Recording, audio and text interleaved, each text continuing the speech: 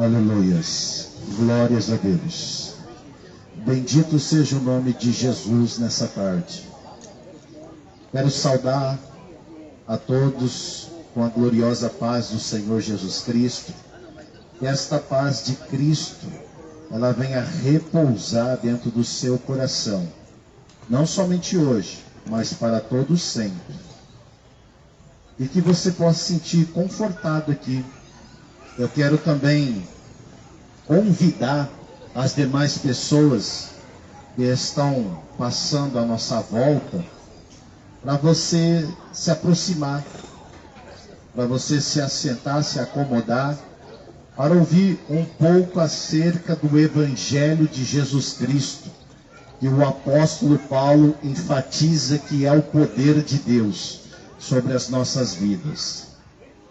Então aqui eu estou com a palavra de Deus, a Bíblia Sagrada, ou as Sagradas Escrituras, os pergaminhos.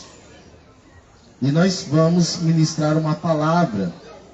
E a intenção nossa é boa com relação a vocês.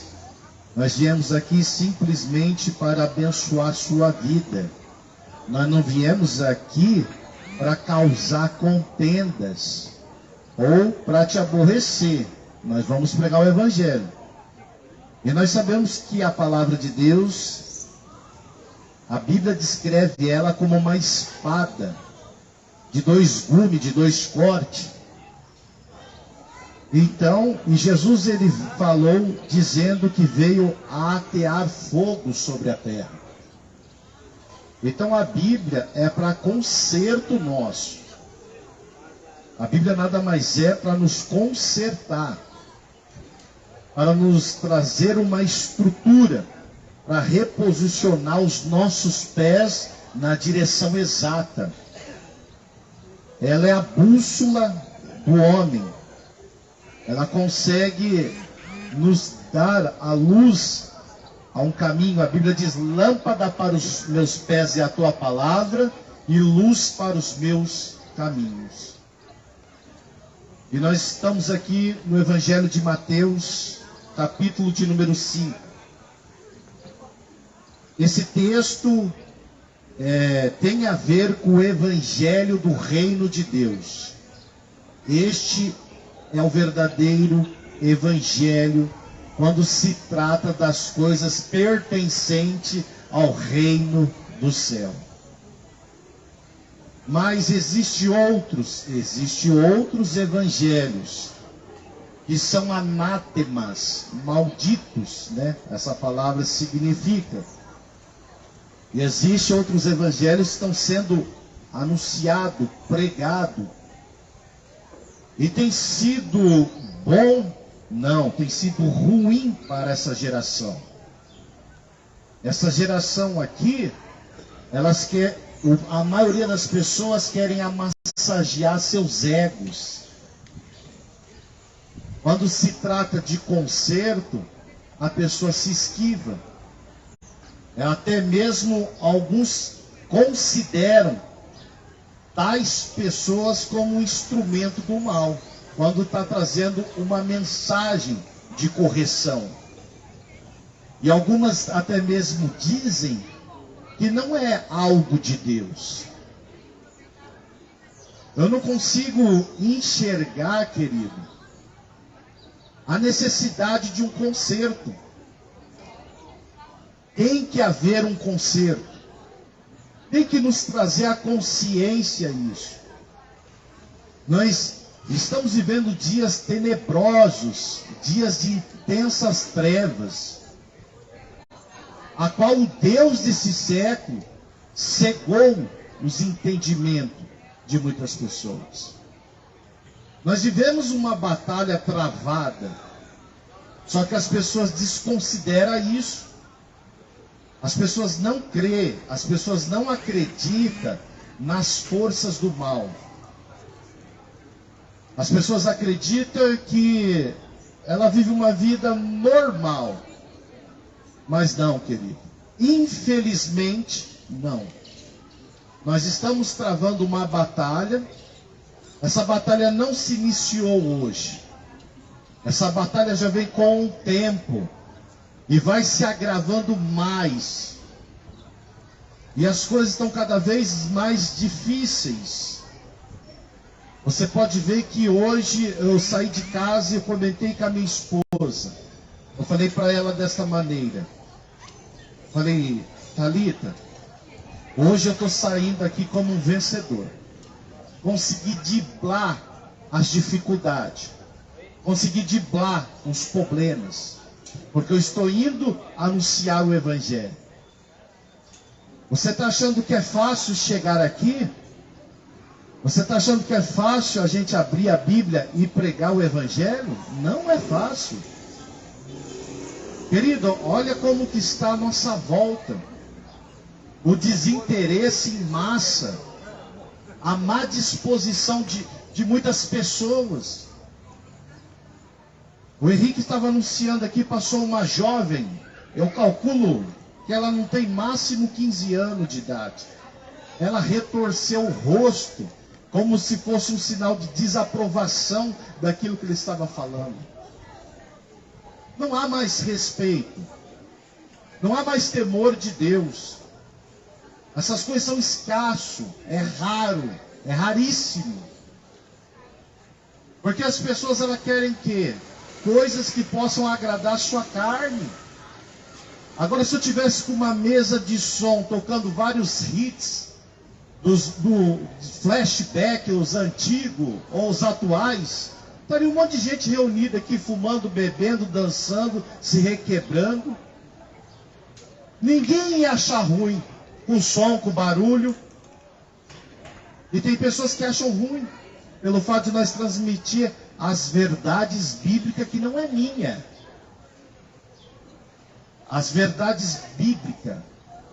Aquilo que os discípulos, que foram testemunhas oculares, que tiveram experiências com o Cristo, com Jesus Cristo,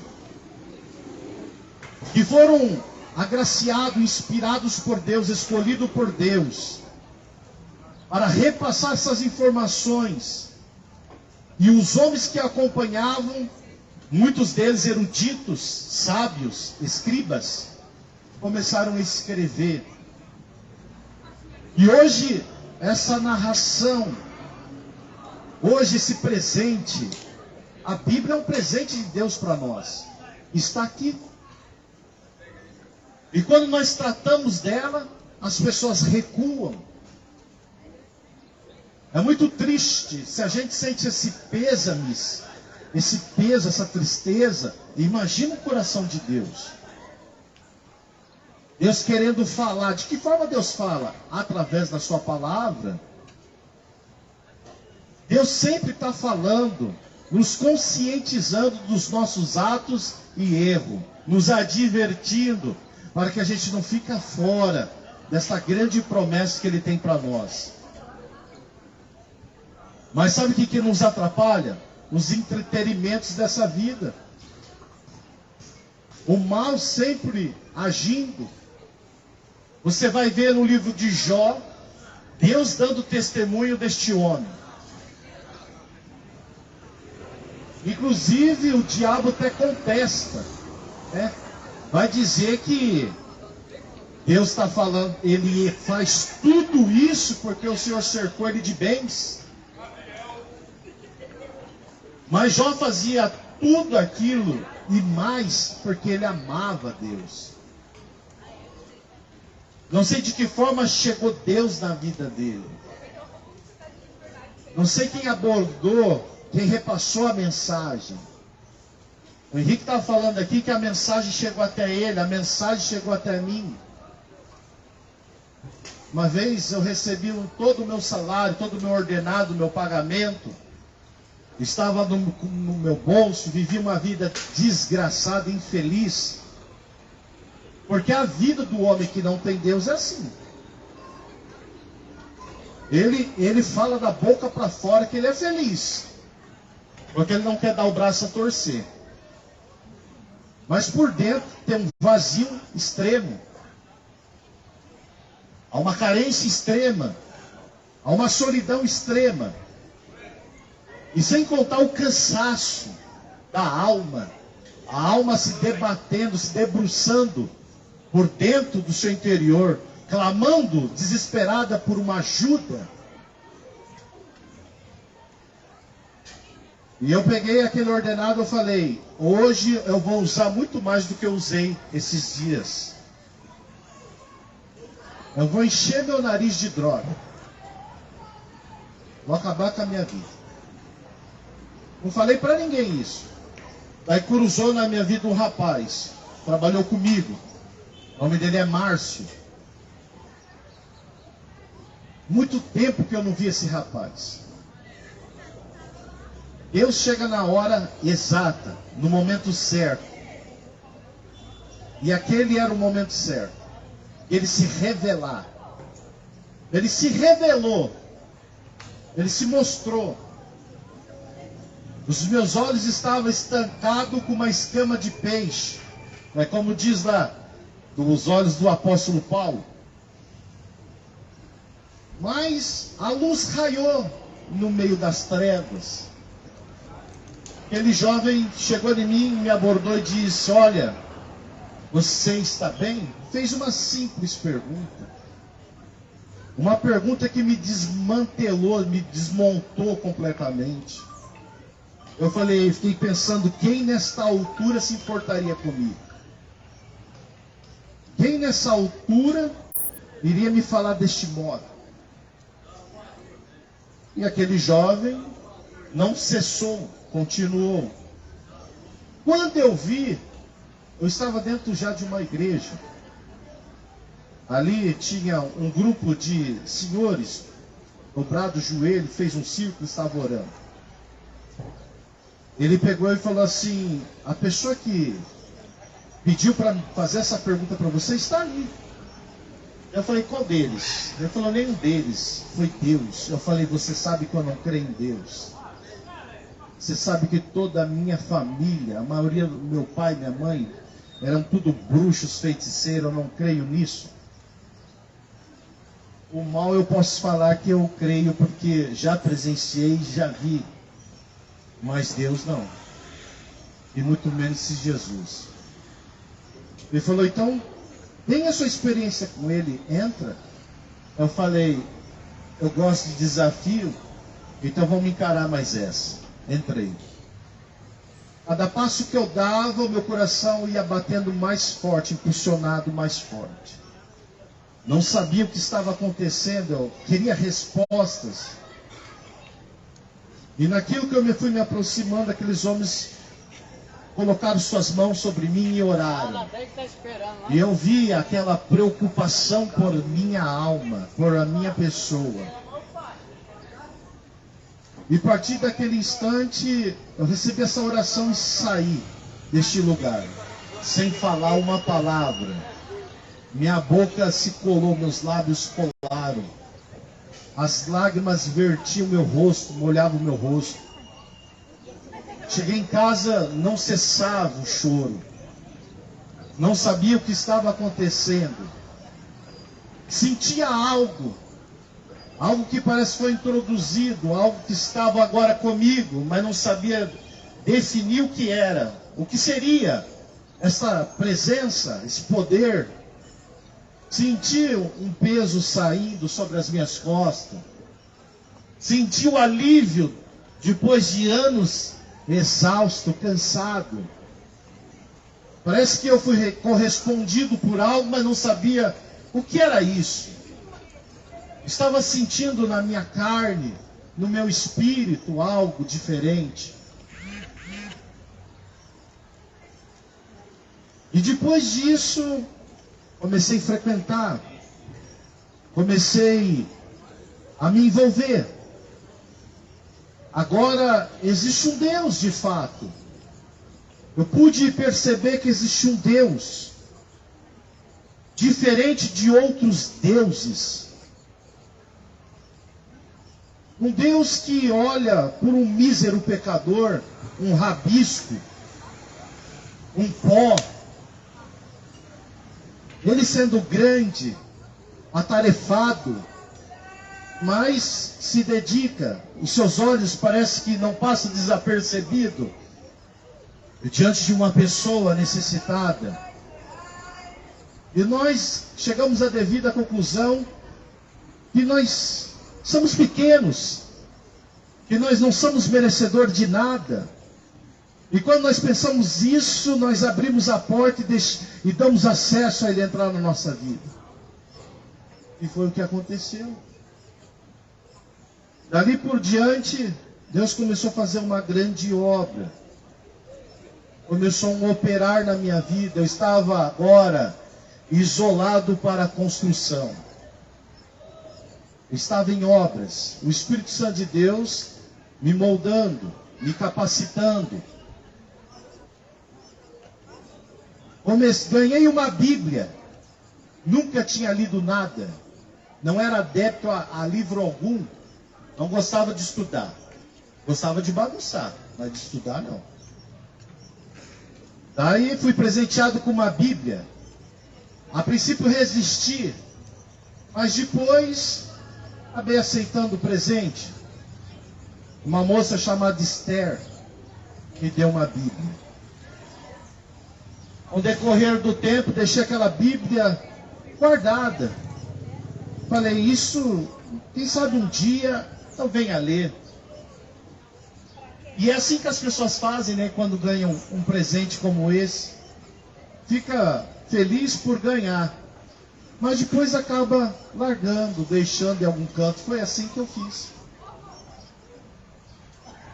Depois disso daí, teve um momento que se agravou. As coisas se apertaram, a necessidade bateu na minha porta, a dificuldade bateu lá, me visitou. Novo convertido, a Bíblia estava lá. Daí uma certa vez de manhã eu acordei com esse pensamento: puxa, eu quero conhecer mais de Deus. E algo me despertou, me tocou e falou: vai lá e pega a Bíblia. Você não quer conhecer mais de Deus?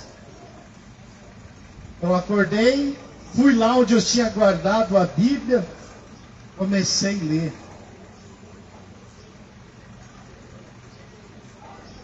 Aconteceu uma coisa muito trágica. No momento que eu estava lendo, uma pessoa catou aquela Bíblia da minha mão e jogou no chão.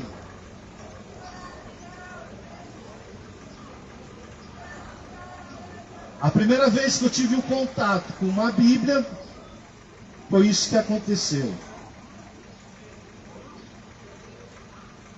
Peguei, me levantei do sofá, olhei a Bíblia no chão, e pela primeira vez eu tive o amor por aquele livro. É como se pegasse uma pessoa inocente e agredisse na minha frente. Os meus olhos carregaram de lágrimas. As lágrimas verteram o meu rosto. Fui lá e peguei aquela Bíblia que estava no chão.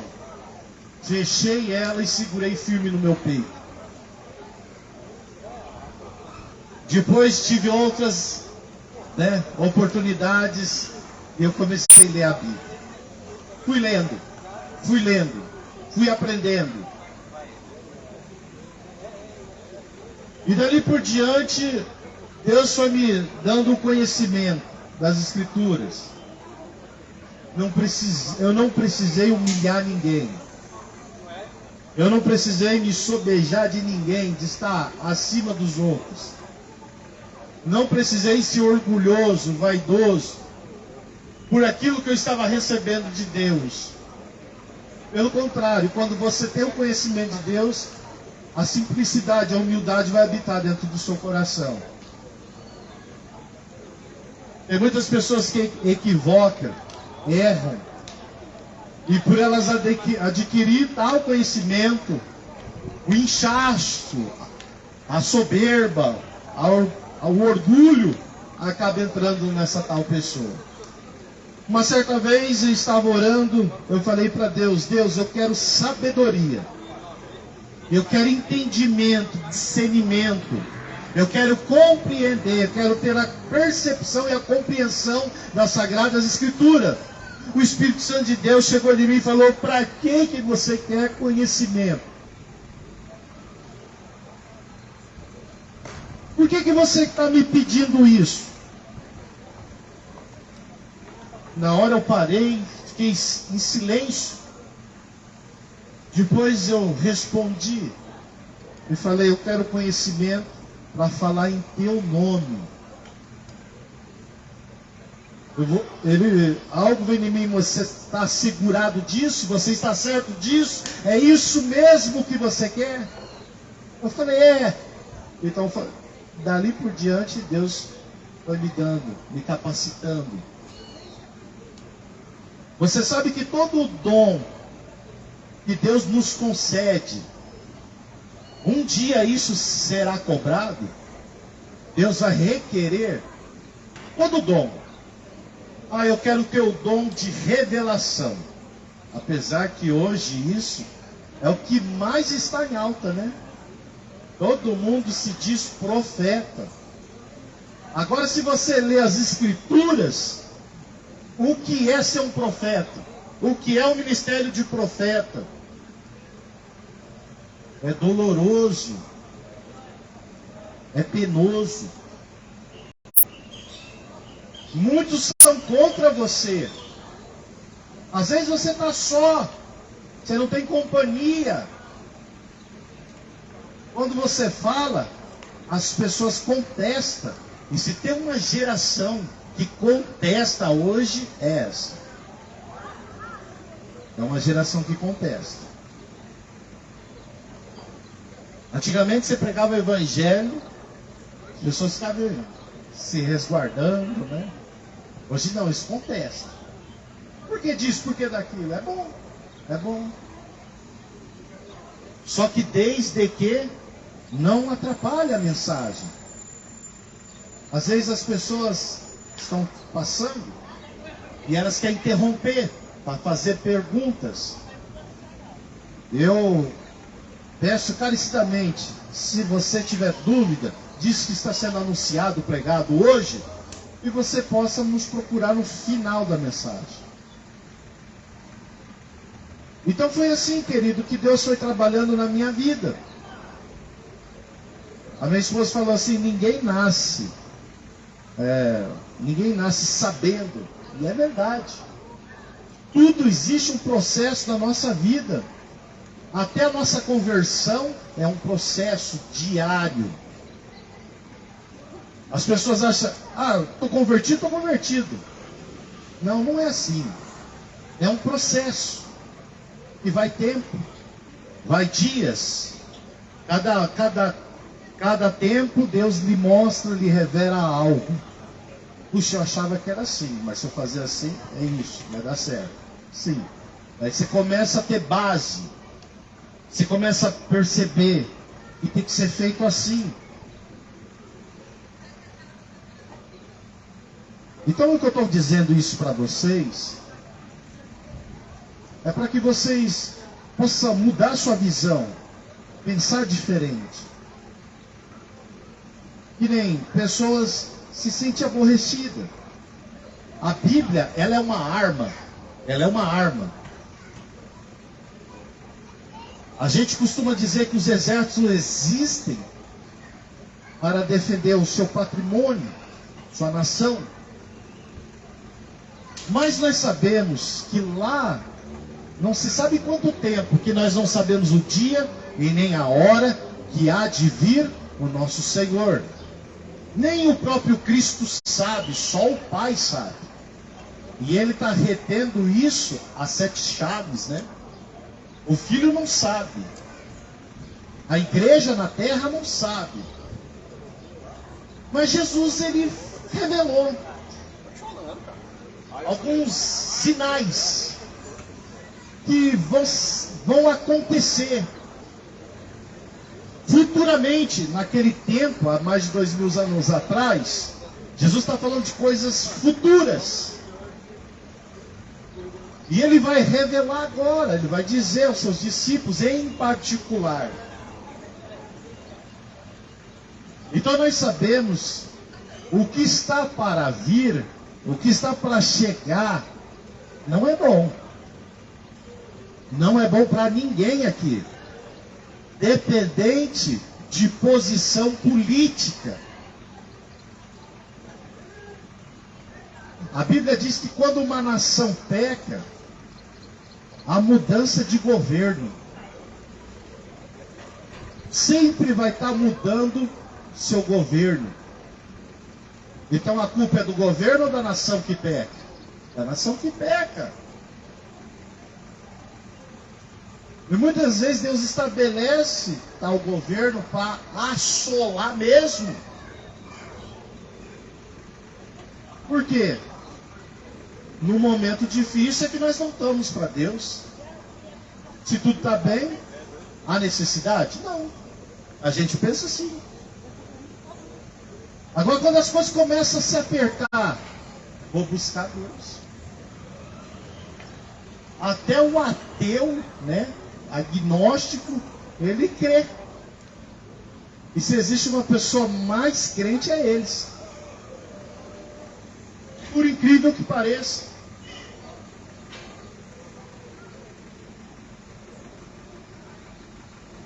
Pois bem, Jesus ele fala a respeito do evangelho do reino. Quando esse evangelho do reino, né, for pregado a todo mundo, aí chegará o fim. E aqui Jesus começa a trazer os moldes, o modelo, a base desse evangelho do reino.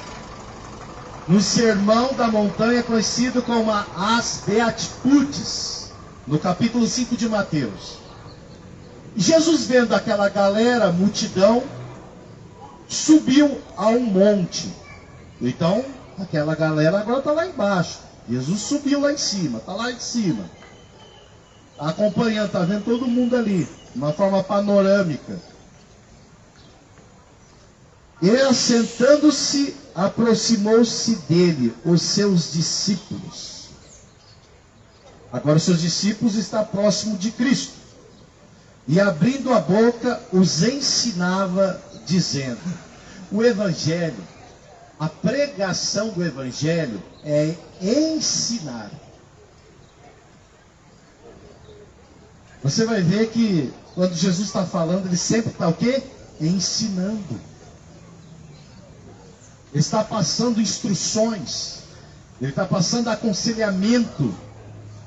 Ele está ensinando, dizendo: bem-aventurado os pobres de espírito, porque deles é o reino dos céus.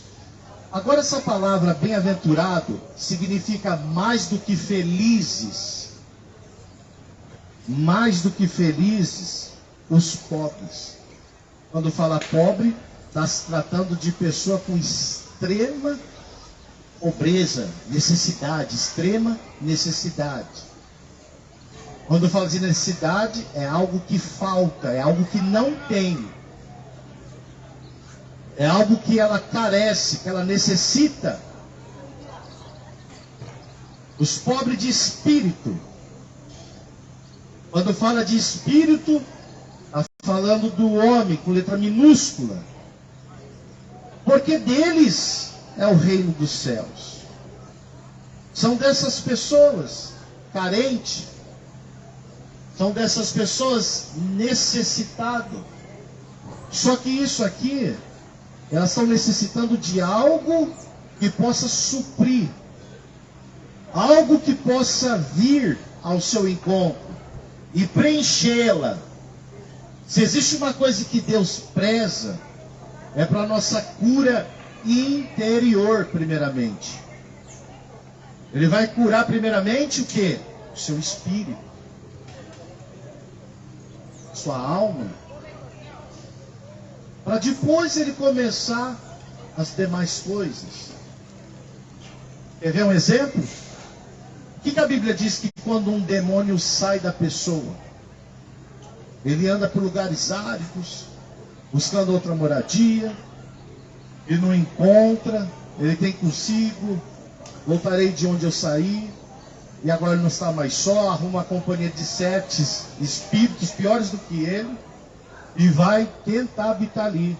E quando ele chega ali, o que acontece? A casa está adornada e varrida. A casa é um ser humano que simboliza o seu coração, onde se agrega o seu sentimento. Quando fala da casa varrida é porque alguém varreu, alguém fez algo ali. Alguém fez uma faxina no interior.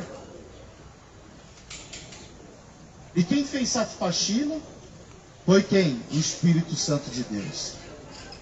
No interior. Então primeiro começa o conserto no seu interior. Aleluias. Então existe uma promessa para essas pessoas. Mas quando essas pessoas estão aptas para ouvir, não ignora o Evangelho. Só que hoje, ninguém quer se envolver com essa base mais inferior. Isso traz acomodação, traz problemas.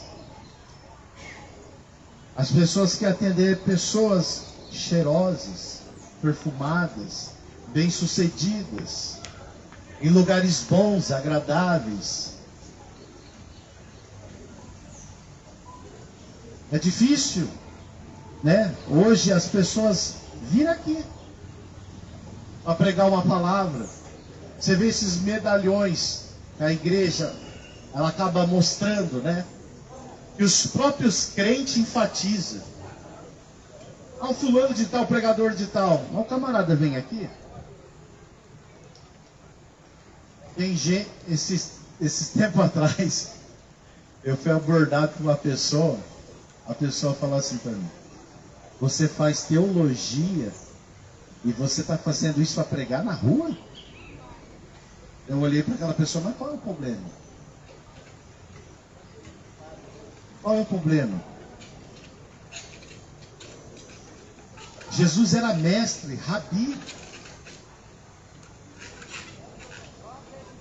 A Bíblia diz que ele era mestre, rabi.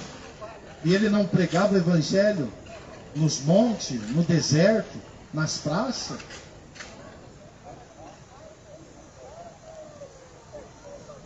Poucas vezes Jesus teve, né, ali no templo. Você vai ver que na sua infância, ele teve no templo para aprender. Ele estava lá na escola, no seminário, aprendendo. E ainda ele estava indagando os doutores da lei. Você vai pegar os reformadores da igreja, os pais da igreja, todos enfrentaram o seminário. E o ilustre Martinho Lutero enfrentou o seminário. John Wesley enfrentou o seminário. Billy Graham enfrentou o seminário. Eles se capacitaram. As pessoas acham, pô, não, isso daí acaba com a espiritualidade do homem. Não acaba com a espiritualidade do homem. Estou eu aqui pregando o evangelho.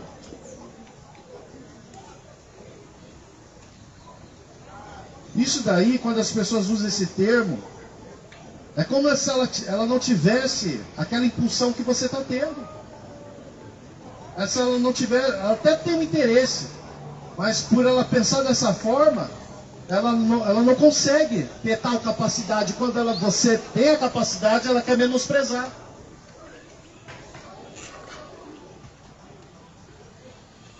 Bem-aventurado os que choram, porque eles serão consolados. Mais do que felizes são aquelas pessoas que choram. E por que choram?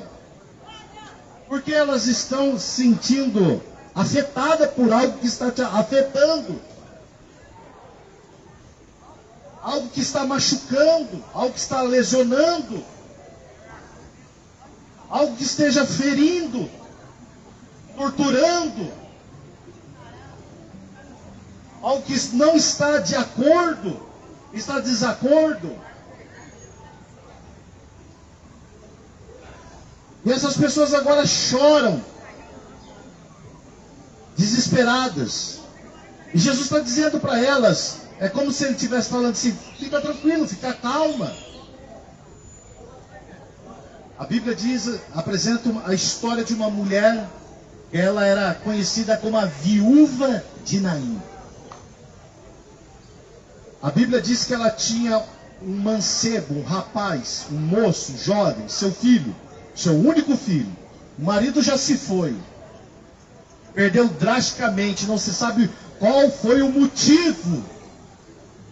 Agora você vai ver, né, da história, você vai atrás de tais informações.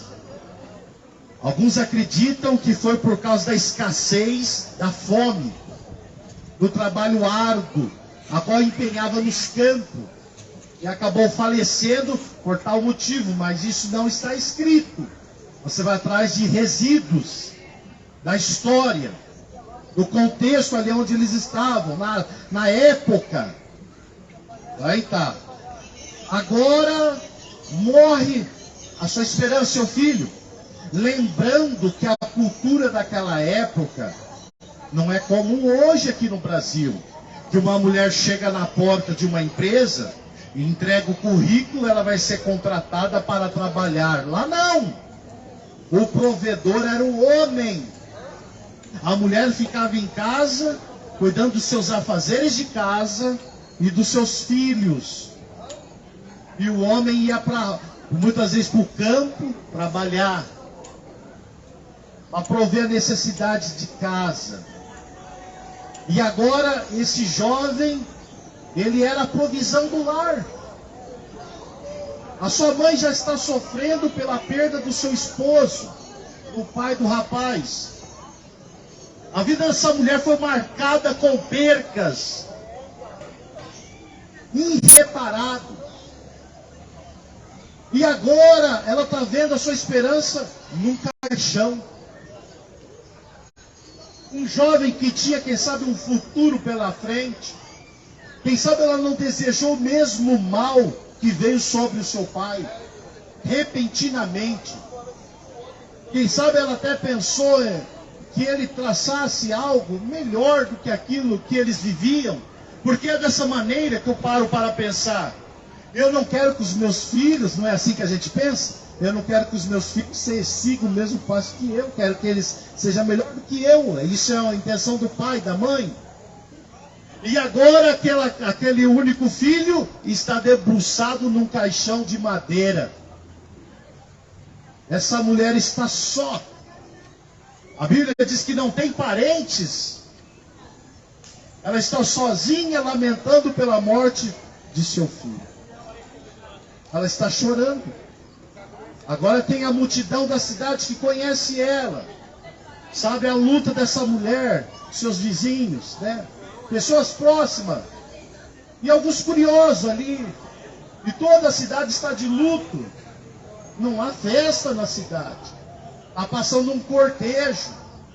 As pessoas estão notando aquela mulher triste, debruçada em cima do caixão, desesperada, berrando, soluçando, clamando pelo seu filho que não atende. As suas lágrimas estão cobrindo o seu rosto. O choro não tem como ser estancado. A dor está rasgando a sua alma. Só que de repente, Jesus está vindo com uma galera, como uma oposição, alegre, feliz, cantando corinhos e louvores, glorificando a Deus, e vai entrar na cidade de Naim. Parece que aquele choro, aquele clamor chegou aos seus ouvidos. E a Bíblia está dizendo, bem-aventurado os que choram, porque se choram, terão a consolação, terão a presença do Espírito Santo de Deus, terão a presença de Cristo. E essa mulher, ela ia ser agora abordada por Cristo. E agora Jesus está entrando na cidade, a multidão está acompanhando ele, as pessoas estão conversando, estão interagindo, o sorriso lá na orelha. Nós estamos aqui junto com o Mestre. Como é gostoso poder andar com esse Cristo. Olha as coisas que ele faz. Nós estamos bem assegurados aqui. Agora nós vamos entrar agora nessa cidade. E agora as pessoas estão vendo lá na frente, as pessoas de luto, com as suas vestes de luto. Alguma coisa aconteceu, ou está acontecendo. E Jesus está na frente. Agora aquele caixão vai tentar passar pela barreira de Cristo. A morte vai tentar infringir essa barreira da vida. E o que acontece, meus amados? Jesus para aquele cortejo. Aquela mulher, por um instante, ela cessou suas lágrimas. Quem tem a capacidade de parar o seu problema e interromper é Cristo. Quem tem a condição de enxugar suas lágrimas se chama Jesus Cristo. E não deu outra. Ele era judeu, seguia uma tradição. A tradição que nem um judeu poderia colocar a mão no esquife. Por quê? O que aconteceria? Ele se tornaria impuro até no decair da tarde. Mas Jesus quebra paradigmas por amor a uma alma, por uma pessoa, ou pelo sofrimento que essa pessoa está carregando. Essa mulher foi marcada pela morte do esposo. O coração dela está doendo. E quem sabe existe mulheres e homens jovens que me ouvem aqui. E quem sabe você vivenciou, ou estas palavras se encaixaram na tua vida. Mas eu quero lhe dizer nesta tarde, que mais do que felizes são essas pessoas que choram.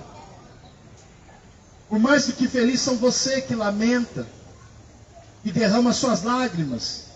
Quantas vezes o meu rosto ficou molhado, e eu posso afirmar para vocês, Paz, pastor. Pai do Senhor, eu posso afirmar para vocês, que eu tive a minha consolação em Cristo. Ele não me desamparou. No momento que eu pensei que tudo tinha se acabado, como essa mulher pensou, não há mais nada. Você está vendo um defunto, teu filho, pálido, gelado num caixão. Você pode esperar ter alguma esperança? Você pode criar uma esperança em cima disso? Não. Mas com Jesus é diferente. E o que ele fez? Tocou a mão no esquife e deu a ordem para aquele rapaz se levantar. E aquele rapaz se levantou. Agora as lágrimas que estão no rosto da sua mãe, não é lágrima da dor, agora se tornaram lágrimas de felicidade. Então quando essa palavra está dizendo, bem-aventurados que choram, porque logo a providência do Senhor chega na sua vida. E você vai ser mais do que feliz, abençoado. Vamos lá. Bem-aventurados os mansos, porque eles herdarão a terra. Por quê? Mais do que feliz a pessoa mansa. A pessoa que ela é mansa, tranquila, ela consegue resolver os seus problemas. Mas se eu sofrer essa alteração, e não ser dessa maneira, eu vou atropelar as coisas. Eu vou fazer coisas que não devem. Eu vou agir pela minha emoção. Mas quando eu tenho essa tranquilidade de resolver, quem pondera essa tranquilidade em nós? Jesus diz, eu vos deixo a minha paz, e a minha paz eu vos dou. Então eu entendo que em Cristo, em mim, Ele produz essa paz. Ele produz essa tranquilidade. Porque você sabe que você está sendo amparado. Você sabe que Ele está com você. E Ele vai te dar as estratégias. Ele vai trazer a solução para você. Agora, quando eu ajo desta forma, quando eu não consigo ser manso, tranquilo, calmo, sereno, eu não vou resolver nada na minha vida. É igual um relacionamento. Começa a discutir com a sua esposa. O que vai acontecer? O coração dos dois vai endurecer. Vão falar coisas um para o outro que vai aborrecer. É ou não é verdade? Nisso que acontece? Vão se apartar. E quando se aparta, quem está no meio desse divisor de água? Quem que vocês deram a legalidade para agir? O diabo. Você acha que o diabo aprova uma união, um casamento, um relacionamento? Não. Ele não aprova. E sabe uma coisa que está em alta, que está acontecendo nos nossos dias atuais hoje? O divórcio. O divórcio está em alta. Hoje, muitos não querem ter um relacionamento sério. As pessoas não querem ter mais relacionamento sério e constituir família. As pessoas não querem ter família. As pessoas querem apenas se divertirem. E agora, tudo leva a crer que logo, logo será aprovado o aborto no Brasil. Por não ter esse relacionamento sério, ter uma pessoa para ela, ou para ele, vice-versa, o que vai acontecer? Muitas mulheres vão engravidar. E ela vai querer levar essa bomba sozinha? Não. O que elas vão fazer? Agora está aprovado, eu vou lá e vou tirar, eu vou continuar a minha vida. Por quê? Porque é uma geração que não está na palavra, não se enquadra, não querem se submeterem, querem libertinagem, quer algazarra, quer bagunça, quer aprovação de coisas erradas.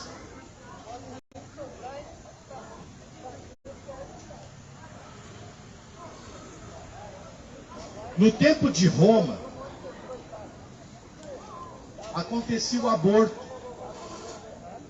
E como que funcionava?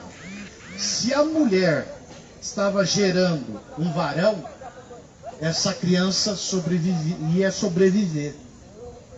Se é uma menina, ela poderia até ter essa criança, mas essa criança era jogada nas praças. Você via as pessoas andando, tinha um feto no chão. E o que acontecia? A igreja de Cristo lá de Roma pegava e acolhia esses fetos, essas crianças. E a igreja de Cristo naquela época de Roma tinha muitas mulheres. Outras iam por clínicas e não sobreviviam. Por aparelhos, né, instrumentos que muitas vezes furavam um órgão interno, essa mulher morria de hemorragia. Isso acontecia.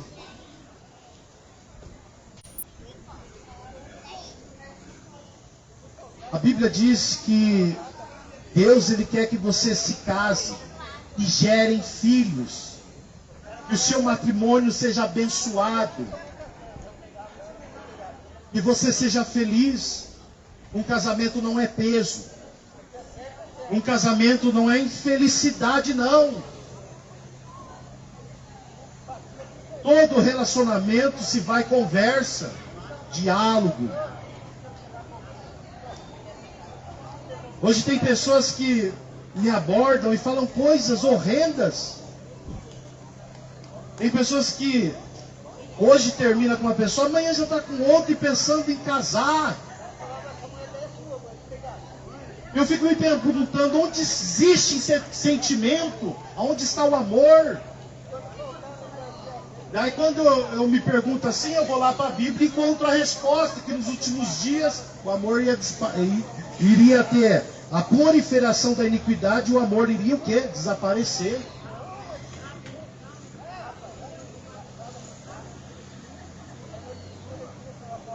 Agora, se eu não agir com mansidão, eu vou herdar alguma coisa? Quando fala terra aqui, fala de promessas. Terra é promessa. Posse. Bem. E qual é o bem maior que nós temos? É a nossa família. Quando você pensar em sair da porta da sua casa e não voltar mais, olhe para a sua família. Lembra lá da cena do começo, lembra dos seus votos. Porque quando surge a carta de desquite, que é o divórcio, todos esses votos serão anulados. O voto que você fez perante Deus, perante o padre, o pastor, a igreja, serão anulados. Lute pelo seu relacionamento, pelo seu casamento. Lute até o fim. É muito delicado falar nessa questão. Porque existem casos e casos. Agora você pega uma situação qualquer, vamos falar aqui de uma. A mulher trabalha, tem filho, o marido não quer nada com a vida. Eles não são casados, amaziguados. Esse cara enche a cara, chega em casa, bate na mulher, espanca essa mulher, tortura essa mulher. Nesse caso, o que a Bíblia fala? A Bíblia vai dar a sugestão dela. Deus quer que você habite com paz. Se não tem essa paz e a sua vida está em risco, o que você vai fazer? Então cada caso é um caso, meus irmãos. Mas a única coisa que eu estou querendo trazer para a igreja aqui, para vocês, hoje, é para valorizar seu relacionamento, que hoje em dia muitos relacionamentos estão terminando. E muitos não querem relacionamento sério. Não querem. As pessoas querem bagunça. Você pega pessoas de idade, você vai perguntar para ele, quanto tempo você é casado? Ah, sou casado há 45 anos com a minha esposa. Sou casado há 50 anos com a minha esposa. Foi penoso, foi doloroso? Eu acredito que não. Tem lá o vô da minha esposa, o vô e a avó, o vô Antônio e a avó Marinete. São casados há muito tempo. Teve lá acho que 15 filhos, 10 filhos, ou mais, não sei, não vou me recordar. E ele fala coisas que como se fosse jovem ali, entendeu? Ele fala, eu amo a minha esposa. Ele fala, minha véia, eu e minha véia negócio de comer aqui, sentar aqui. E daí de vez em quando um dia eles param para conversar. Isso é muito bonito, né? Eu falei, vô, eu quero chegar assim. Vamos ver se a gente chega, né? Mas esse é um relacionamento abençoado por Deus. Vamos lá, dando continuidade. Bem-aventurados que têm fome e sede de justiça, porque eles serão fartos. Mais do que felizes os que têm fome e sede de justiça.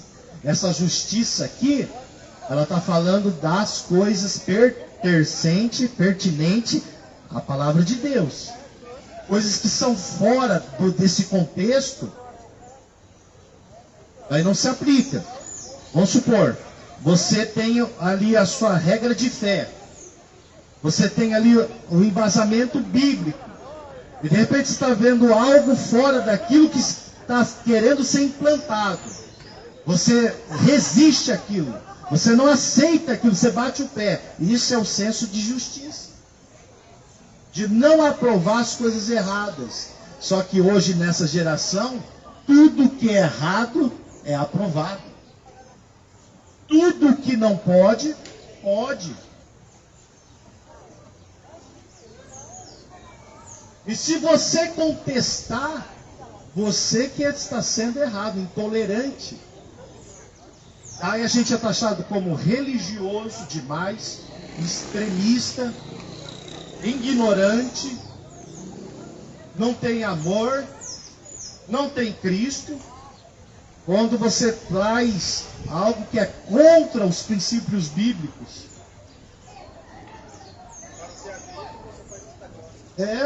Hoje o que acontece é isso. Hoje tem que se aprovar tudo, tudo tem que ser bem-vindo e não é. Não é. Enquanto a igreja estiver aqui na terra, vai ter esse desacordo. Por isso que implica muitas vezes o Estado, o governo, a população, as pessoas. Porque é uma voz que está sendo levantada. E quando uma voz está sendo levantada, querem abater. Vamos lá, vamos na Bíblia. João Batista, ou conhecido aquele que batiza. Esse é seu nome. Surge um doidão, um malucão, que as pessoas estão tratando ele dessa forma lá no deserto. Lá está João, comendo gafanhoto e mel silvestre, e sua roupa é de pelos de camelo. Não é bem trajado, viu? Não está em palácio, está lá no deserto. Só que lá no deserto, quem está se comunicando com João? Deus. Então Deus foi para o deserto? Foi. Você quer uma comprovação? As pessoas estão indo atrás de João. Soldados romanos estão lá atrás de João, pedindo conselho. João olha para eles e fala assim: se contenta com o seu soldo, o seu salário. Quer dizer, por que levanta isso? Por causa da corrupção. Está degredindo as pessoas, tomando as posses das pessoas por suborno. E João pega e dá uma pincelada, ó, se contenta com o que você tem, com o que você ganha. Aí você vai ver as pessoas sendo batizadas. Dali por diante, isso se torna notório. A ponto de os escribas, ali os doutores da lei, os saduceus e os fariseus, ir de encontro a ele e perguntar: quem é você? Teve uma galera que mandou a gente vir aqui perguntar: quem que você é? Você é profeta? João Batista disse: não. Você é o Messias, o enviado por Deus? Não. Então quem você é? Daí João Batista, ele vai cumprir o que está escrito: eu sou a voz do que clama no deserto. Onde o espírito de Elias, a virtude de Elias estaria em João Batista. Chega uma certa altura, ele conhece um tal de Herodes. Só que esse Herodes tinha um irmão, um na Galiléia e outro na Judéia. E esse seu irmão tinha uma esposa. Essa mulher agora se envolve com seu irmão. E João Batista agora está presenciando o erro. O João Batista tem o conhecimento daquilo. Olha, isso é adultério. É pecado. E o que João Batista faz? Faz como muitos pastores que se calam a boca em cima de um púlpito quando presencia uma cena dessa.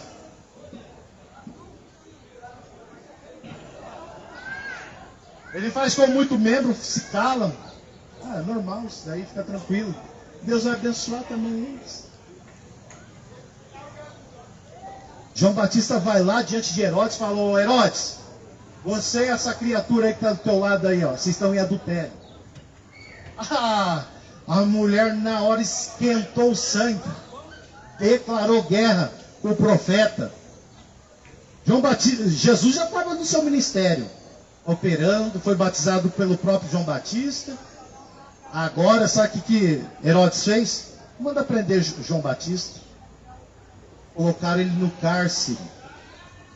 A história conta, né, que seus seguidores se rebelaram e houve um confronto. Até que João Batista pede para cessar isso. A história diz, né? Mas, diante disso, o que acontece? Uma certa vez Herodes está de aniversário marcado. Marcou uma festa. Ali eles vão celebrar a festa do rei Herodes. Pô, é o cara. Vou mandar um convite aí para a galera, as autoridades, prefeitos, senadores, governadores, doutores. Vai vir toda essa galera do alto padrão. A casa está cheia. Essa mulher aí, ela tem uma filha. E agora essa filha está dançando. Entra no salão para descontrair aquele ambiente. A bebedeira. Há muitas pessoas conversando. E agora surge essa atração. Uma atração que veio repentina, né? E essa jovem entra se requebrando, dançando, mexendo toda a estrutura do seu corpo. E aqui, o rei Herodes ficou fascinado com a jovem. Ficou encantado. Daí ele pegou e falou assim, após ela dançar, né, para ele, né? Ele falou: olha, pede o que quiseres. E se for necessário, te dou até a metade do meu reino. Pode pedir. Mas é ele que estava fazendo aniversário, mas ele queria dar um presente para a jovem. Essa jovem se sente agora, não sabe o que pedir. Diante de uma fala dessa, né? Não parou para imaginar o que poderia pedir. Agora ela tem sua mãe, ela vai correr até sua mãe e pedir uma instrução. E ela chega na sua mãe: mãe, o que eu peço? Aquela mãe vê ali a oportunidade, diante de todas aquelas pessoas que ali estavam, diante deste presente que Herodes concedeu a essa jovem, A mãe, de uma forma astuta, pediu a cabeça de João Batista numa travessa. Quando você diz a verdade, pode surgir consequências drásticas. Quando você fala da verdade, pode ser que você esteja só. Você não está rodeado de amigos. Você está rodeado muitas vezes de inimigos. E o que acontece? Herodes agora tem o conhecimento que pediram a cabeça de João Batista, ele se entristece. Porque ele considerava João Batista como um profeta. Eu fico me perguntando, como que esse homem considera João Batista como um profeta de Deus, enviado por Deus, e não acata? Hoje as pessoas muitas vezes podem considerar você como um profeta de Deus, mas elas não acatam das coisas que você está falando. É ou não é verdade? Isso não marca a nossa geração? As pessoas podem até ouvir e presenciar você falando, mas muitas das vezes não acata aquilo que você diz. Porque lá no livro de João, vai falar que o mundo ouve aquilo que é dele. E quando você é revestido por Deus, tem essência de Deus em você, e você está falando coisas pertencentes ao reino de Deus, então ele não vai te ouvir porque você não procede deste mundo. Por mais que a sua matéria esteja aqui, mas você tem coisa espiritual de Deus em você. Você fala das coisas de Deus, coisas que produzem vida. Daí, o que acontece? Esse diálogo não é compreendido, é igual Nicodemos. Compreendeu o que Jesus falava para ele? Não. Mas como pode, eu sendo velho, voltar ao ventre materno de minha mãe? Jesus está falando do seu espírito, da sua pessoa, do seu ser, das suas atitudes, das suas expressões, da sua maneira, do seu pensar, do seu imaginar. Tudo isso tem que ter uma mudança na sua vida. Não existe a hipótese que a pessoa diz eu sou convertido e continuar nas mesmas coisas que fazem. Não há conversão quando não há mudança de caráter. Eu roubo, mas me converti. Mas vou levar essa caneta aqui, ó, colocar aqui no meu bolso. Ninguém vai usar. O cara é dono de uma empresa, não vai sentir falta, não vai fazer falta para ele. Eu estou precisando, eu vou pegar. Isso é conversão? Você tem consciência que o patrão não está ali, mas os olhos de Deus estão. Você até pode querer agir com algum senso e falar, puxa, esse cara aí é dono de uma empresa, explora a mão de obra das pessoas, então eu vou tirar mesmo. É certo fazer isso? É certo eu roubar aquilo que não é meu? Você não sabe quanto tempo o cara trabalhou para ter aquilo. As buchas, quem sabe, ele aguentou. Os momentos ruins, desconfortantes, ele estava ali, no labor, na luta, para adquirir um bem. Agora eu vou pegar e vou tirar aquilo que ele suou para ter. Isso é legal? Deus está comigo. E tem bandido, assaltante, criminoso que fala, Deus está com ele agindo dessa forma. Quando? Se você morrer nessa situação infeliz, você vai para o inferno.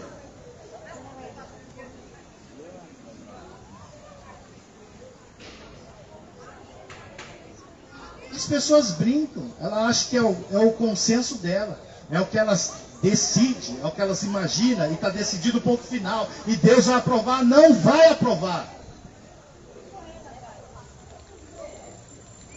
Você pode até decidir fazer da forma que você quer fazer, mas isso não será aprovado por Deus.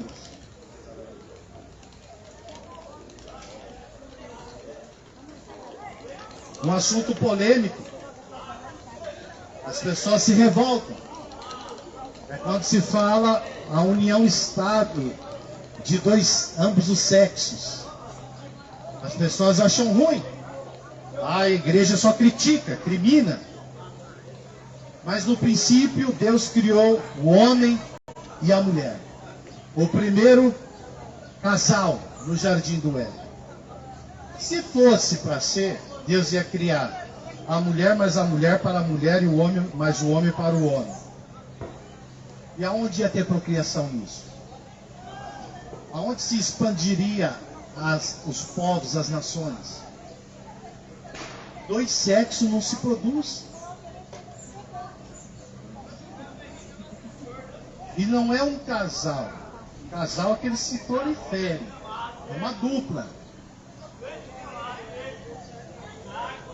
Agora, quando existe a bênção de Deus, o que ele vai falar? Vocês se unem e se multipliquem e enchem a terra.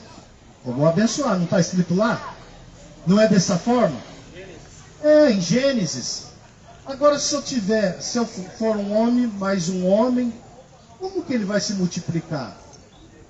E como será abençoado essa multiplicação? Não tem. Ah, mas eu sofro porque eu tenho essa queda, tenho esse desejo, tenho essa vontade. Da mesma forma que um homem comum, um hétero, tem também seus desejos. E ele se pondera, se controla.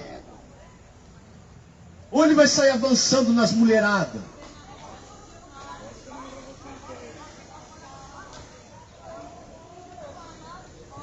Manso, tranquilo. Isso ressalta o Espírito de Deus em você. E eu sei que as pessoas vão contestarem. As pessoas não vão aprovarem. É um assunto polêmico, mas tem que ser dito. É a palavra de Deus. É a verdade bíblica. Me prova o contrário. Pega a Bíblia aqui e me prova o contrário. É disso que eu estou dizendo. Não tem como provar. Não tem uma bênção. Deus abençoe, meu querido. Vai com Deus. Amém. Só que a nossa sociedade, né? Eles querem fazer da forma que querem. Eles querem aprovar isso. Tudo bem, esse mundo aqui está reservado para o dia da ira de Deus. O dia do Senhor se aproxima, onde Deus não vai ter o culpado por inocente. Onde o Cristo que foi morto como Cordeiro de Deus, como sacrifício, que tira o pecado do mundo, ele vai voltar como juiz e legislador dessa terra. Onde ele vai sentenciar os ímpios, os homens abomináveis, que cometem seus sacrilégios, as suas abominações, aonde ele vai vir para destruir, aniquilar tudo.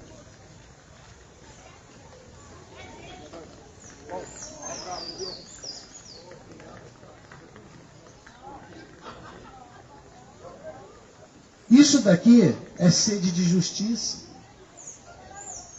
Por que se prega o Evangelho? Para conscientizar o homem.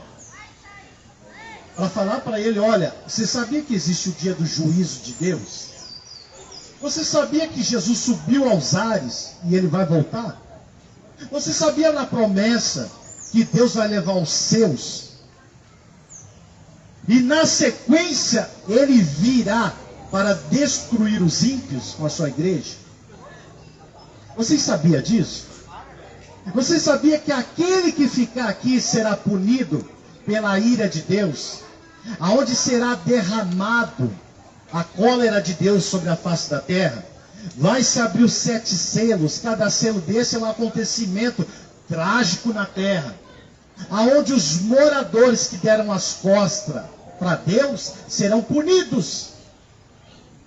Vai ter fome, peste, praga, doença, enfermidade, sofrimento. Vai ter sofrimento como nunca houve desde o princípio da terra. E quando disserem a paz e segurança, virá repentina destruição, como nunca houve. Vocês sabiam disso? Que a pessoa que não tiver o seu nome escrito no livro da vida não herdará o reino de Deus? Você sabia que Jesus ele é o passaporte, a carta para você entrar no reino de Deus? Você sabia que o Espírito Santo de Deus é o selo que ele vai te levar às alturas com Cristo? Tudo bom? você não sabia nada disso, ninguém te informou isso. Você sabia que vai haver o dia do julgamento final, onde todos nós vamos comparecer diante do tribunal de Deus? Você sabia que cada um de vocês tem um livro que está sendo anotado tudo o que você faz nessa vida? E esse livro vai ser aberto lá em cima, aonde você vai se calar diante do Cordeiro de Deus como uma prova, um testemunho contra você? Você sabia disso? Está tudo na palavra de Deus. Ou você não sabia? Você sabia que depois aqueles que não foram dignos de entrar no reino de Deus serão amarrados, apartados para a banda da esquerda e será lançado no lago de fogo, junto com a morte, com o falso profeta e com o anticristo e com o inferno? Você sabia disso? E ali a pessoa vai padecer a eternidade inteira, onde Jesus diz que naquele lugar vai ter dor e ranger de dentes.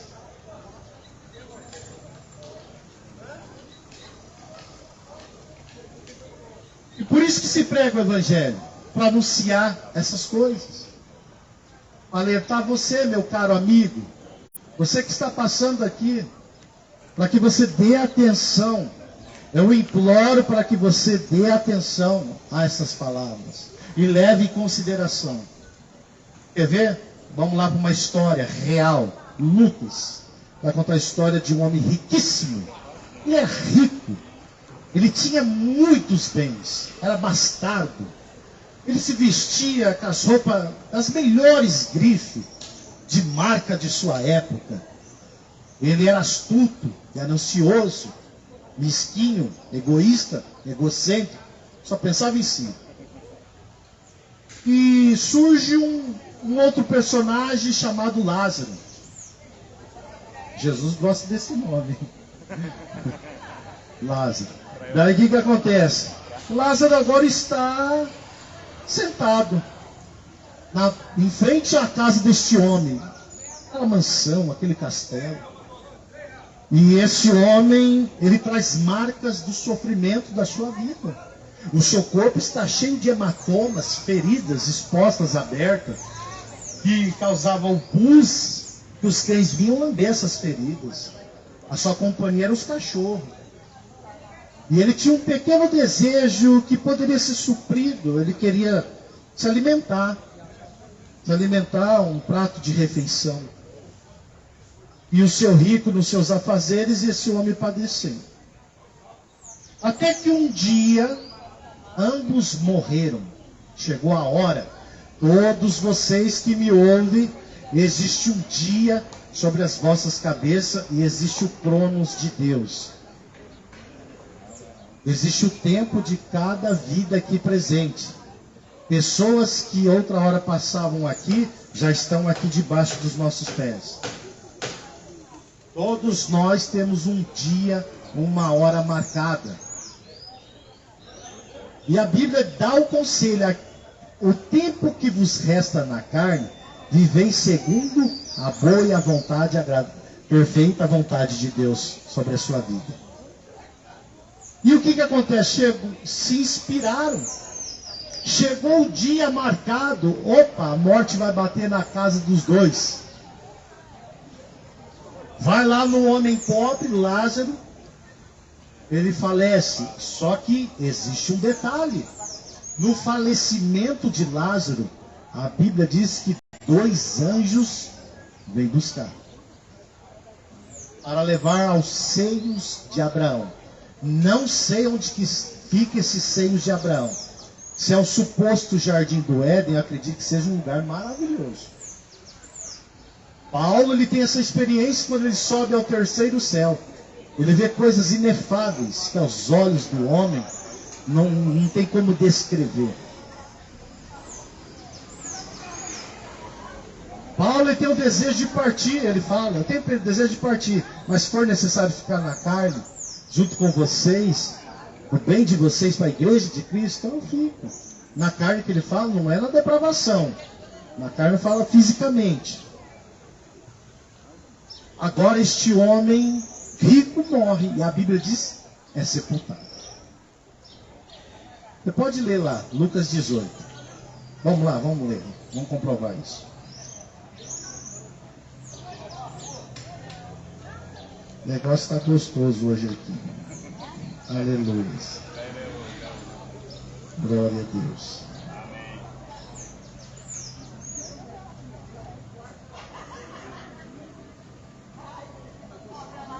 Aleluia. Então, daí esse homem rico, ele morre. E o que vai acontecer? A Bíblia diz que ele vai abrir os seus olhos e já vai estar num outro lugar, em uma outra dimensão. E agora que ele abre os seus olhos, ele começa a descrever aquilo que ele está visualizando. Ele começa a dizer que há fogo. Ele começa a descrever que tem sede, fome.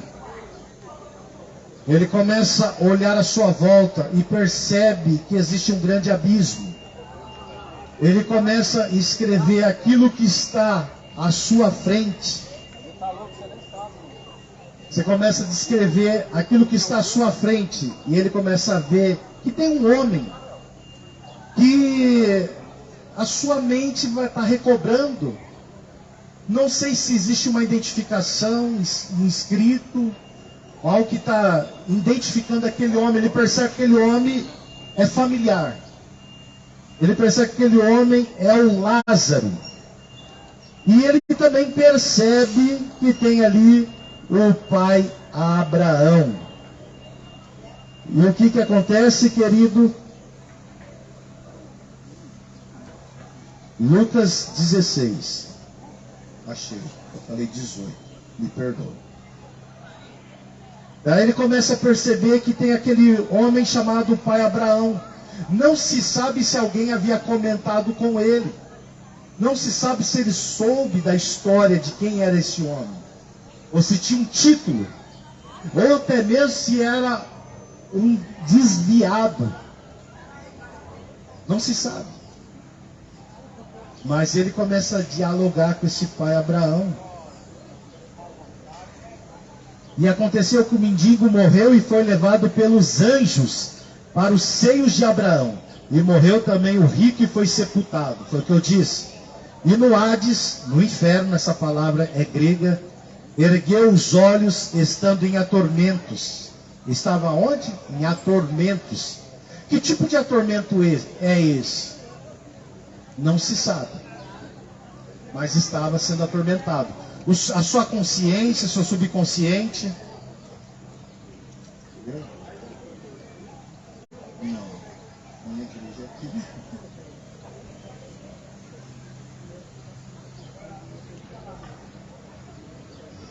Mas quando assim, então, a gente costuma estar a partir do meio-dia. Você pode vir. Então, eu vou trabalhar no dia seguinte. Mas a senhora está convidada, traga sua família, seus filhos. É aqui mesmo. Ah, tudo bem, mas pode vir aqui. Não está proibida não. Ela perguntou de qual igreja que eu sou. Eu falei, eu não sou afiliado a nenhuma instituição religiosa. A minha igreja é essa daqui. Ah, mas aonde eu posso ir? Pode vir para cá.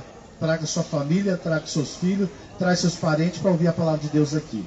Segunda a sexta, se não tiver eu, tá o Henrique aí, ó, pregando o evangelho. Mas vamos lá.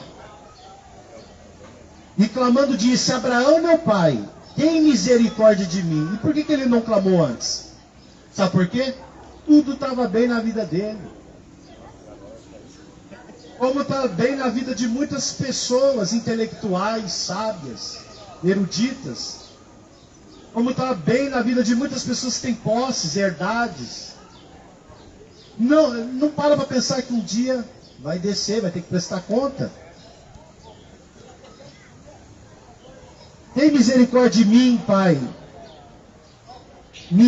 Manda Lázaro, olha, ele reconheceu Lázaro, que molhe na água a ponta do seu dedo e me refresque a língua, porque estou atormentado nesta chama.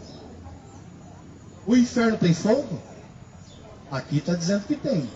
Ele está descrevendo o lugar onde ele está. E por que ele foi para lá? Pelo egoísmo, pelo orgulho, por ser uma pessoa que nunca levou Deus em consideração, que não amou o seu próximo. E quantas pessoas estão dentro das igrejas, não só dentro das igrejas, mas em muitas famílias que não gostam da pessoa, não gostam do seu próximo, não gostam do seu irmão, está ali junto com você comungando a mesma fé. Esse cara é um chato, esse cara é nojento, antipático.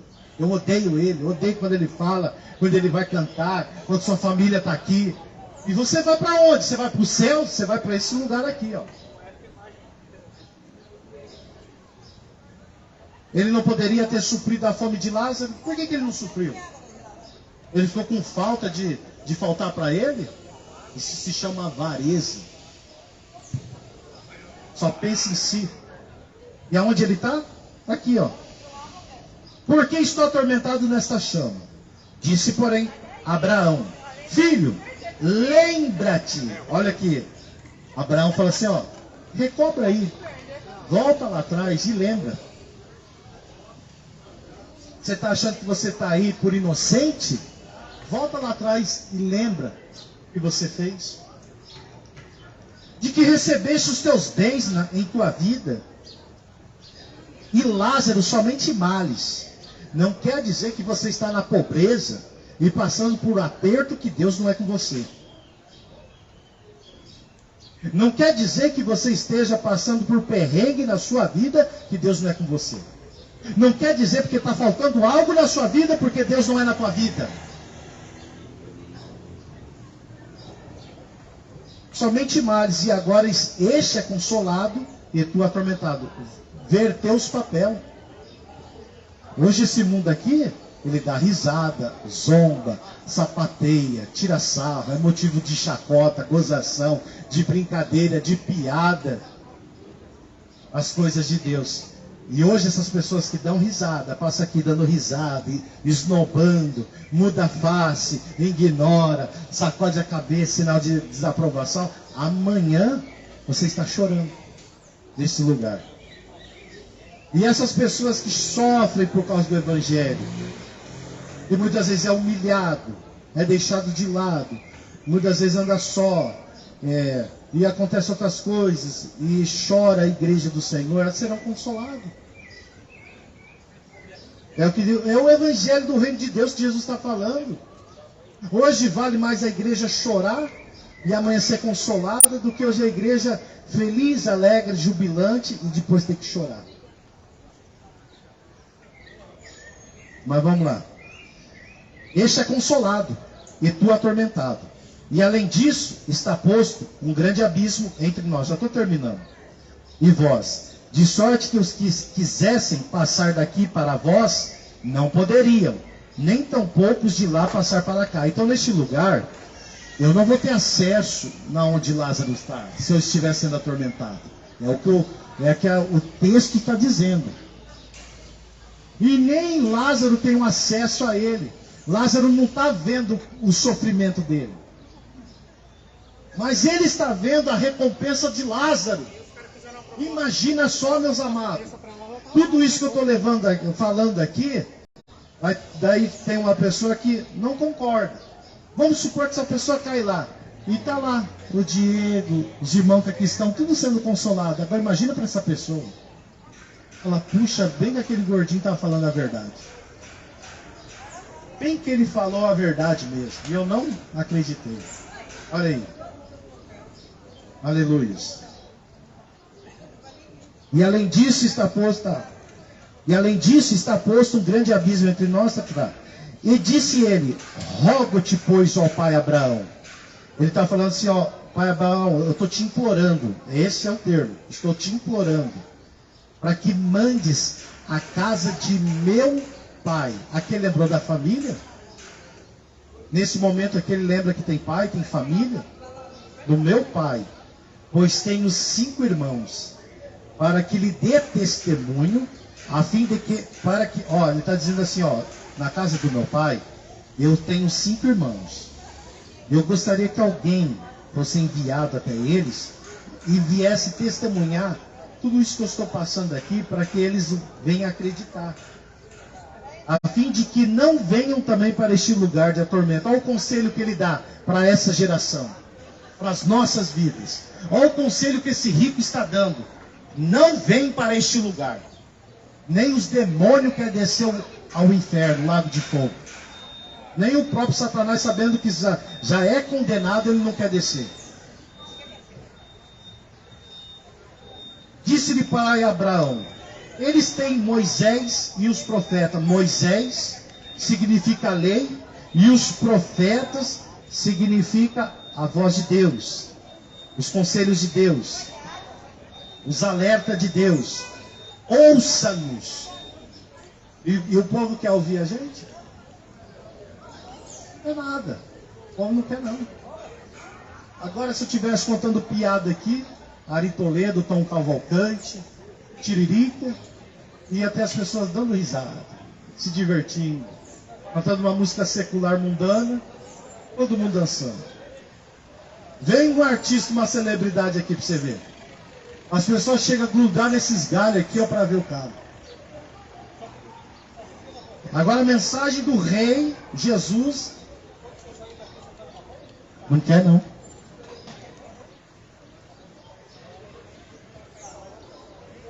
E disse-lhe ele: não, Abraão, meu pai, mas se algum dos mortos fosse ter com eles, arrepender-se-ia. Opa, olha aqui que ele disse. Aqui quem está falando é quem? O rico. Ele dá a sugestão: mas se algum dos mortos morreu, ressuscitasse, fosse até eles, ou saísse daqui, não sei de que forma, de alguma dimensão, saísse daqui para falar para eles, eles iriam crer. Agora olha aqui. Porém Abraão lhe disse: se não houve a Moisés e os profetas, tampouco acreditarão ainda que alguns dos mortos ressuscite. Olha aqui que o pai Abraão falou. Eles não ouvem nem os profetas e nem Moisés. Não houve. E muito menos um dos mortos ressuscitou. Agora, vamos lá. Quem que teve o poder de ressuscitar do mundo dos mortos? Jesus. E o povo está ouvindo o próprio Cristo em palavra, o verbo? O povo está ouvindo? Não. Então adianta? E aí? Até aqui, meus amados. Vamos orar a Deus então? Você que está nos acompanhando aí, está ligadinho, vamos orar a Deus. Você tem alguma causa para apresentar diante do Senhor? Aí onde você está, se apresenta essa causa para Ele. Ah, mas eu gostei da mensagem, pregador. Aonde é a sua igreja? Já foi falado, nossa igreja é aqui. Vocês podem vir nos acompanhar aqui durante a semana. O Henrique tem a instituição onde ele congrega. Se você quiser ir fazer uma visita, ele vai falar para você, procura ele. Mas eu estarei aqui, a igreja, onde eu congrego é aqui. Beleza? E a gente também está com alguns exemplares bíblicos. Nós estamos com alguns exemplares da Bíblia. Eu gostaria de agradecer os nossos amigos internautas também que estejam conosco aqui nos acompanhando. Agradecer também a pessoa do pastor Santos, da Igreja Mensageiro de Cristo, ali no São Lourenço, Zona Sul de Londrina. O pastor Santos é a pessoa que ele acaba recebendo essas Bíblias, né, de um membro que se compadeceu de ajudar, e ele repassa para nós essas Bíblias. Você que tem condição de ter Bíblia, de adquirir um exemplar, por favor, não venha apanhá-la. Mas se você não tem condição, e você, neste momento agora, você não tem condição, eu não consigo comprar uma Bíblia para mim, então venha aqui retirar sua Bíblia. Não se sinta envergonhado, tá? Pode vir retirar sua Bíblia. Então nós iremos, hoje me ajuda aí, terça? Hoje é terça? Amanhã é quarta, amanhã eu trabalho. Na quinta-feira, se não chover, nós estamos aqui, em nome do Senhor Jesus, tá bom? E eu quero que vocês orem por nós. por esse ministério que aqui está, né? E para que a gente possa dar continuidade. Tem outros projetos, mas ora Deus apresenta para que a gente possa concluí-los. A gente precisa de provisão para chegar em outras cidades, levar o Evangelho, para que isso Deus possa bradar na nossa vida. Então tá bom, meus amados, então vamos orar? Senhor meu Deus, em nome de Jesus, ó Pai, nesta hora, Senhor, eu lhe agradeço pela sua palavra, eu lhe agradeço por essas pessoas, pelo meu amigo Henrique, que está aqui comigo, nos acompanhando. Pai, que o Senhor possa abençoar cada um no nome de Jesus, que essas palavras sejam um alerta para nós, que a gente possa recobrar, como Abraão pediu para que ali o rico lembrasse que ele tinha bens sobre essa terra, tudo, e que a gente possa lembrar, Senhor, em nome do Senhor Jesus Cristo, da onde o Senhor nos tirou, da onde o Senhor nos chamou, e que a gente nunca venha esquecer isso na nossa vida. E que o Senhor possa abençoar a minha família, a família de todos que aqui estão, a minha cidade, abençoa a cidade de Londrina, que haja avanço, expansão, crescimento, Pai. Que essas portas de comércio que estão fechadas possam se abrir. Que o Senhor venha abençoar, Senhor, os funcionários, empregados, ambulantes dessa cidade que estão trabalhando, os seus moradores. Em nome do Senhor Jesus, os empresários, que as portas dessas empresas venham se abrir, que novas empresas possam se instalar em Londrina, que seja um lugar bom, agradável para moradia, Pai. E que o Senhor venha repreender toda a força do mal contra as nossas vidas, contra a minha cidade, Pai. Que venha ser reduzida a taxa de criminalidade, Senhor. No nome de Jesus, garante o livramento a cada pessoa que aqui está presente, Pai. Que o Senhor venha suster ela com a sua destra, com o teu poder, com a sua majestade. Que o Senhor venha perdoar os nossos pecados, perdoa os pecados da cidade de Londrina, dos seus moradores. Eu oro também pela minha nação, Pai. Pai, tenha misericórdia do Brasil, Pai. Nos socorre, Pai. Nos ajuda, Senhor. Que o Senhor possa nos livrar desse jugo pesado, Senhor. Pai, que o Senhor venha poupar a minha nação de tal sofrimento, de tal aperto, Pai. No nome do Senhor Jesus Cristo, Senhor. Pai, tenha misericórdia do Brasil, Pai. Que o Brasil possa se levantar, Senhor, das cinzas, Senhor. E seja um lugar bom, Pai. Que a Tua palavra possa entrar nos colégios, nas faculdades, Senhor. No nome de Jesus, Pai. Que a Tua palavra possa entrar nas empresas, Pai. Que aqui estão me ouvindo. Você que é empresário, coloque uma Bíblia aí na porta da sua empresa, para que as pessoas possam ler. No momento que ela estiver comprando, se quiser ouvir um versículo bíblico, ou uma passagem, põe a Bíblia aí, deixa ela em exposição, né? Algo da parte de Deus assim. Vamos ter esse contato com as coisas de Deus, Pai. Que o Senhor possa trazer essa fome, essa sede pelas suas coisas, Senhor. Ressuscita as nossas vidas, aviva a cada um, Pai, no nome de Jesus. Amém. Deus abençoe vocês.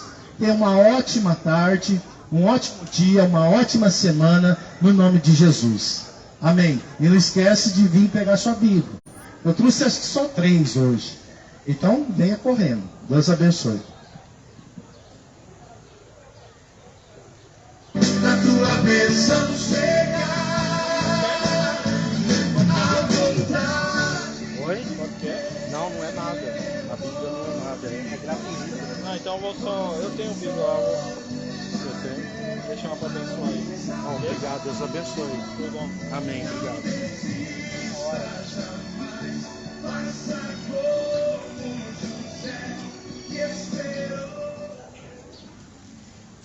Deixa eu só fechar aqui.